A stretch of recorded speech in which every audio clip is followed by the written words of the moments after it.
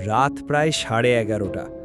একটা লাশ, নাম রাশেদ, অ্যাক্সিডেন্টে মারা গেছে আগের সন্ধ্যায়। হাসপাতাল থেকে পরিবার অনুরোধ করে রাতেই লাশটা পৌঁছে দেন ভাই। অ্যাম্বুলেন্স আসে, চালক রিজু, সাথে হেল্পার সাদিক। লাশ কাফনের কাপড়ে মোড়া, পিছনের খাটিয়ায় রাখা হয়। গাড়ি ছাড়ে। প্রথম কিছুক্ষণ সব ঠিকঠাক, রাস্তা ফাঁকা, বাতাস ভারী, ঝিরঝিরে বৃষ্টি।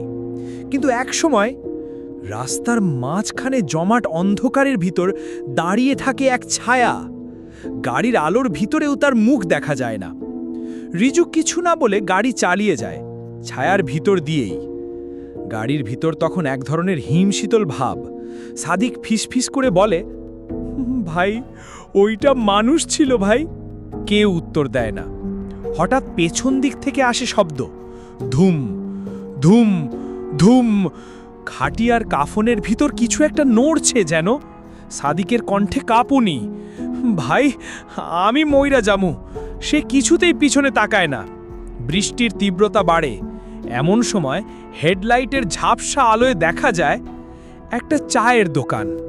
সামনে ছোট হ্যাজাক বাতি, সাইনবোর্ডে লেখা নিশি চা ঘর। ভেতরে বসে আছেন একজন বৃদ্ধ চাচা, হালকা হাসি মুখে ধীরে ধীরে চা বানাচ্ছেন। রিজু আর সাদিক ভিতরে ঢোকে। চাচা বলে, বৃষ্টি আরো বাড়বে ভাই, সাবধানে যান। এই রাস্তা সব সময় চুপ থাকে না। সাদিক কাঁপতে কাঁপতে বলে, ভাই, আমরা একটা লাশ নিচ্ছি গভীর রাতে।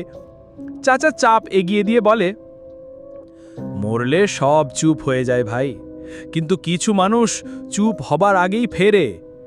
চা খাওয়া শেষ, তারা বিদায় নিয়ে গাড়ি ছাড়ে। রাত 3টে। তারা লাশ পৌঁছে দেয় বাড়িতে। সব কিছু ঠিকঠাক।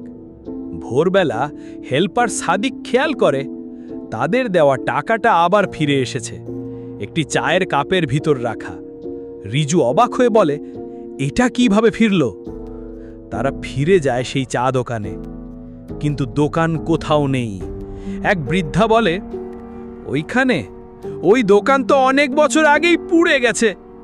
চাচা, উনি তো মরে গেছেন, 3 বছর হলো। এবার আসল প্লট টুইস্ট।